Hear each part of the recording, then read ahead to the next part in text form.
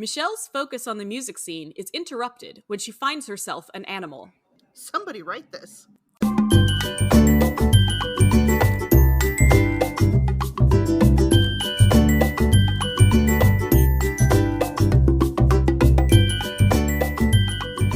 Hi, and welcome to Somebody Write This, where we use a random plot generator to give us an idea, and then we brainstorm how that could be a thing somebody might want to write. I'm Hannah. And I'm Jenny, and to help us with our brainstorming today, we have a guest. Let's welcome Erika Blue. Hello. Hi, Erika. Hi, it's great to be here. Hi, we're excited to have you on the podcast. So I wanted to start, you were one of the people I thought of to bring into this because you and I had worked on some storytelling stuff in this vein before. Erika and I were both part of a traveling drama group that wrote their own sketches. And so I don't know if you and I ever worked together on a sketch because I was only there for about a year, but you were definitely heavily involved in getting the new sketches every time we went back out on tour. So yeah, talk to me a little bit about what you liked about that, what was difficult about that, what you hated about that. Sure. Just tell me about that experience. Yeah, so I mean, I don't think we ever did get to write any sketches together or work on that together. And I was honestly a little jealous of those who got to work with you because I always felt like there were a couple of people in the drama company who that was, their primary strength. I mean, they would be great actors as well, but you and then some other people always churned out sketches that I was more fond of. I often what we would do is they would give us like 5 minutes or 15 minutes, however long, and say, write 5 skits in 15 minutes. And we knew that most of them would be horrible and not go anywhere. But, there might be a spark in that time. The thing I hated about it, though, was just trying to come up with a topic right off the spot. So I kind of like this format that you guys have going here where, you have something to spark, however ridiculous it may be, it sparks an idea. Because just those first few minutes of sitting down to say, okay, what are we going to write about? But once you have a topic, the flow is a lot more, things start to come to you. I think that's why I enjoy improv a lot more than trying to write out a fully fleshed, thing, because, you just come up with things in the moment and go with them. And rather than trying to have something that's going to make sense as a plot, that was something I always struggled with, just coming up with the initial idea. I prefer to react to things and then let it come. Yeah, definitely. Yes. And you've done a lot of improv, both just regular drama games that we would do with people across the country, but you also worked for a while at one of those dinner theater improv absolutely. experiences. So tell me a little bit about it, inhabiting because we think of improv and we think of you create a character in the moment and then that character's gone when the sketch is gone. So tell me a little bit about improvising in a character that stayed the same for so long. Sure. Yeah, I actually have never really thought about that process, but that was very fun because you have a jumping off point. Most of the improv that we would do, so we had a scripted, I don't want to call it a play, but we had a scripted program, I guess, yeah, you would say. But then there would be a lot of audience interaction that we would improv around. And that's always super fun. I mean, it's an easy thing to improv around because I think people enjoy seeing themselves inserted into the story, and that will automatically make people happy. And that doesn't necessarily mean, bringing them on stage. Everyone doesn't enjoy that.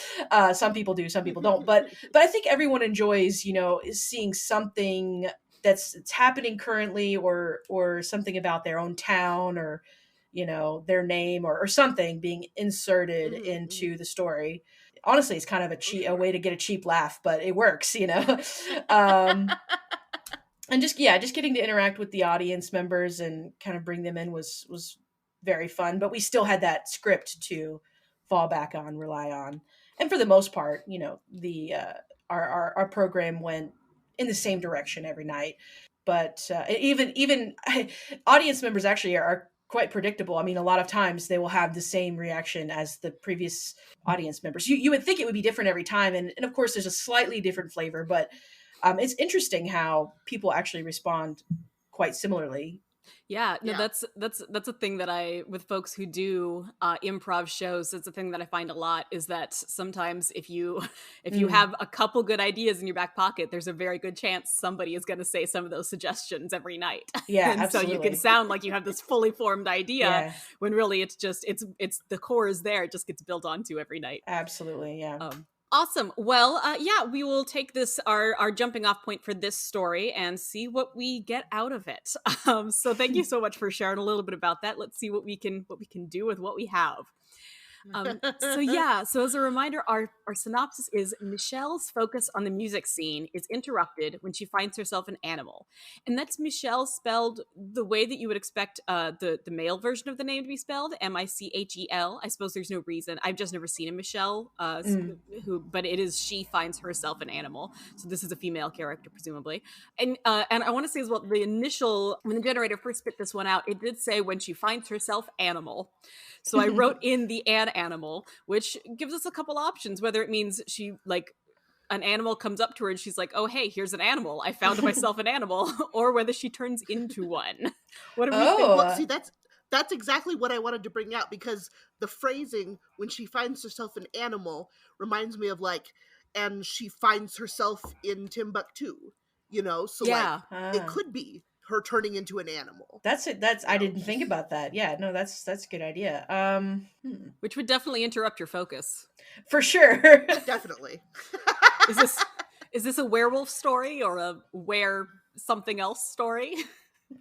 Well, and it would definitely interrupt your ability to be involved in the music scene. I mean, not every animal has the capability Oh to man. sing or opposable thumbs.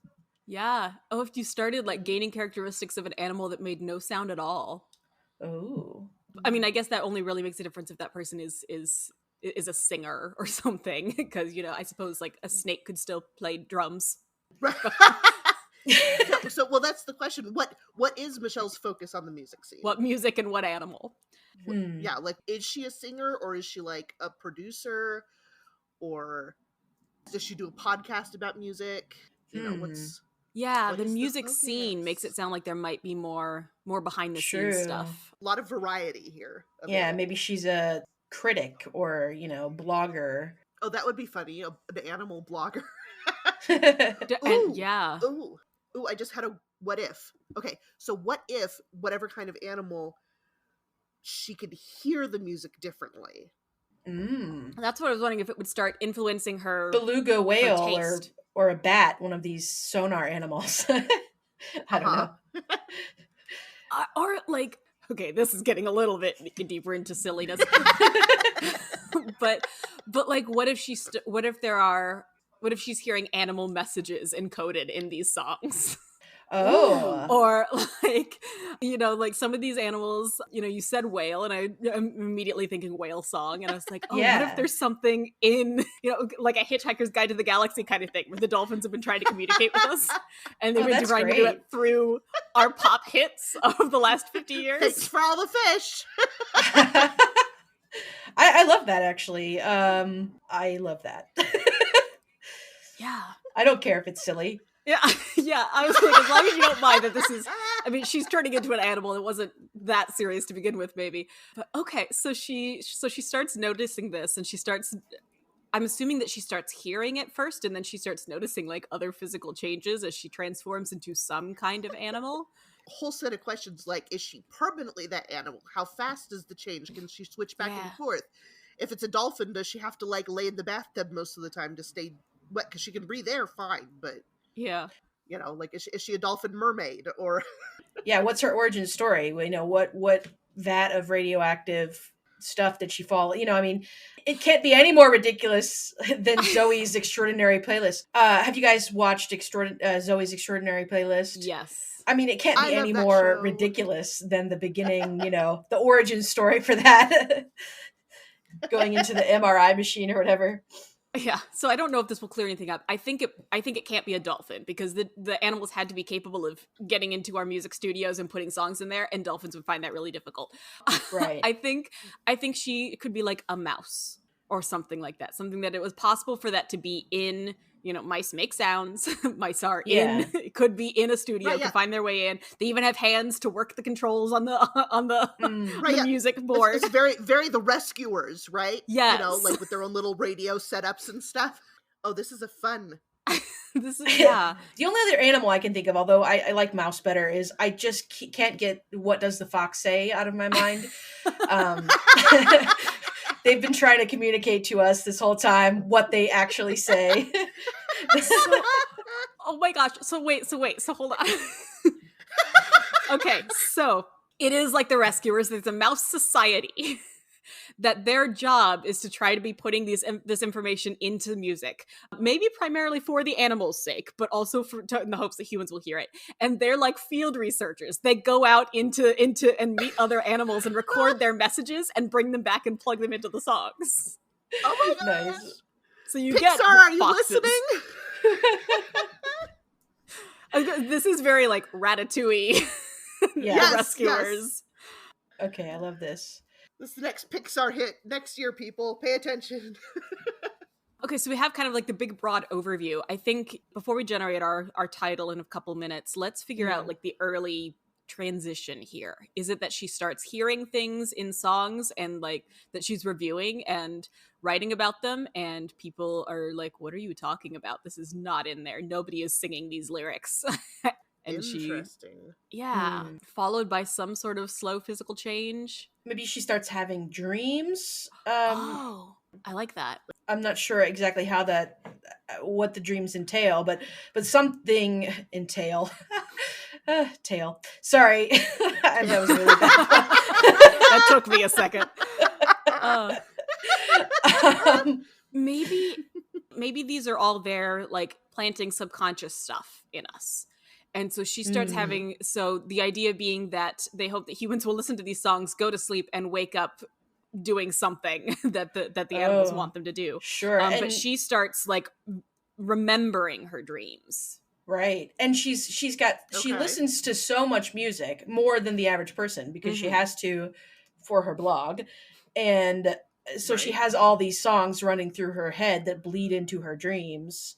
Yeah. And then the hidden messages start to, come out. Right. Like maybe they just start being more focused at first. Like she notices some repetitions with themes, how you're like, I've dreamed out flying all week, but then it starts getting even more specific.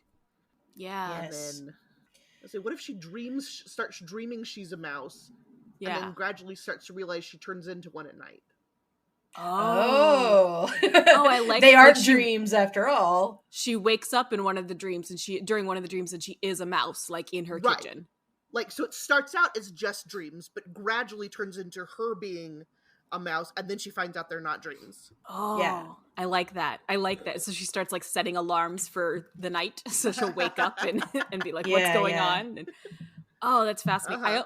This is not necessarily central to the plot at all, but I just have this thing in the back of my mind too, that maybe there's like one genre of music that doesn't have these, just because, and it's like her least favorite genre. So when she wants a break, she's like, I have to go listen to this now. Sure, Something that she's just like, I have to spend most of my time listening to this, otherwise I'm just like overwhelmed with messages. Yeah.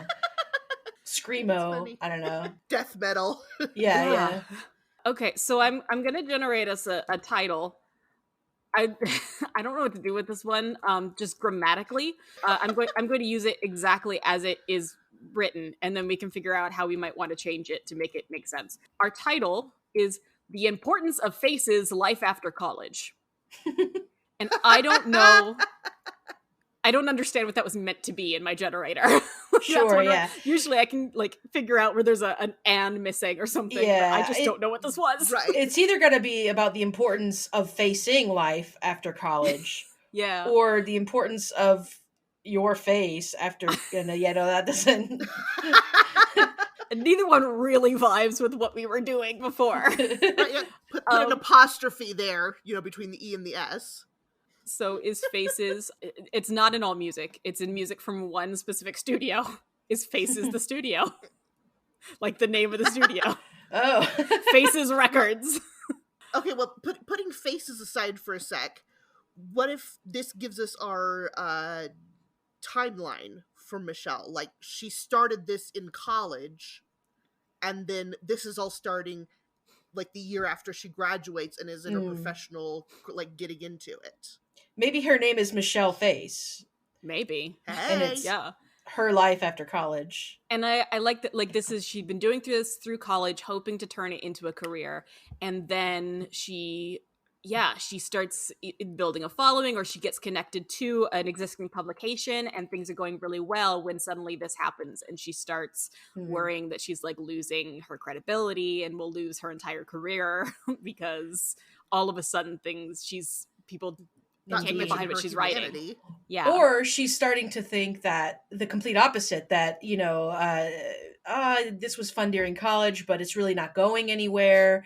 I had really hoped this was going to kick off, but, now I'm going to have to start getting back to, some kind of typical career. But then this saves her career because now she has something to pursue with it. Okay, so the focus on the music scene, Ooh. maybe she was initially going to be a critic, and she did critical blog work throughout college, and then she found something else in the music scene that she wanted to do instead. And so she's like, all right, so this is going to be like, I'm going to blog through the end of this month, and then I'm going to close it down. But as that happens, she finds these messages and starts like being compelled to do more, and it's like, I have to put this, this really nice There's internship that I've got. Yeah. Yeah, like, working alongside one of the top people in the record industry, in the music industry, to write this go nowhere blog so that she can get the animal messages out. I like it. Yep. Now that still doesn't tell us anything about faces. True. And the importance of them. So, but I like that we've got a little bit more of a backstory and motivation for Michelle as a person. We've got stakes for her now. Well, I guess it kind of could work if her last name is Face, or the name of her blog is Face or something with apostrophe S, or like her online persona is Face, or like shortening her name like me Face or something. Is the importance of faces the name of her blog? And she was and her life after college is winding down the blog. And does her blog focus on like representation in music? That's why the importance of faces.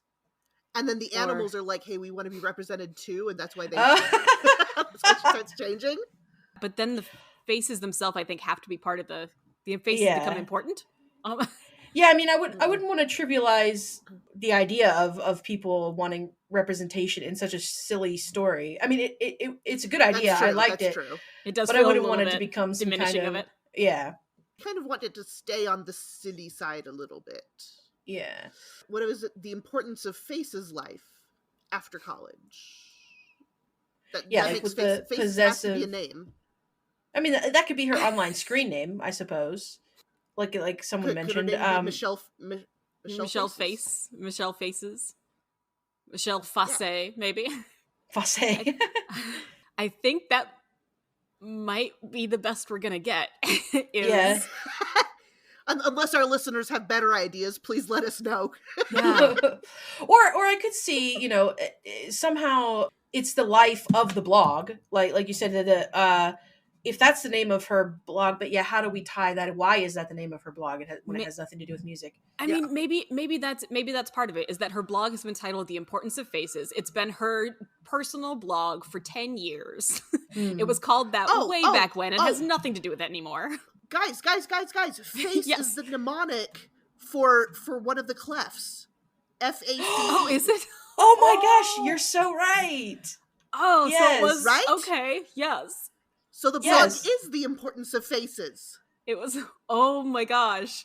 Yes. Okay. I win! You made it work. Oh my gosh. Because I was sitting here being like, how do we tie in something you see with something you hear? I love it. Like, dude, the animals were sending messages through album covers, but this works so much better. Yeah. And as with many band names, it's not obvious, unless you know the story behind it, Mm-hmm. Right. Oh, I like this. Every okay, good yes. boy does fine. Yeah. Yes, so that's her blog. And it is the blog's life after college, which we think is going to wind down. She thinks is going to wind down, but it turns out she needs to get some dolphin and fox and mouse messages out to humanity into our dreams. And all the dogs that Nice. want And all the the humans dogs. to know that all the good boys are doing fine. Yes, exactly. Exactly. I like it. I like it. Oh, I like it. Oh, okay. So Oh. I think that brings us to the end of our brainstorming time. I really Oh love my this. gosh, that was so fun. This is adorable. This is this is absolutely. I would watch this in a heartbeat if Pixar did this. This would Yes. Oh, be totally. so charming. Okay, well, folks, we were going to have to make you decide what faces meant, but I think we got it. So take this whichever direction you want to take it. As always, if you write or draw or come up with any other ideas related to this, please go ahead and send it to us. Our Gmail is somebodywritethis@gmail.com, and we'll repeat that at the end of the episode too. But we would love to hear your takes on this, on Michelle and the Yes. importance of faces and the animal she turns into. Yes. Oh.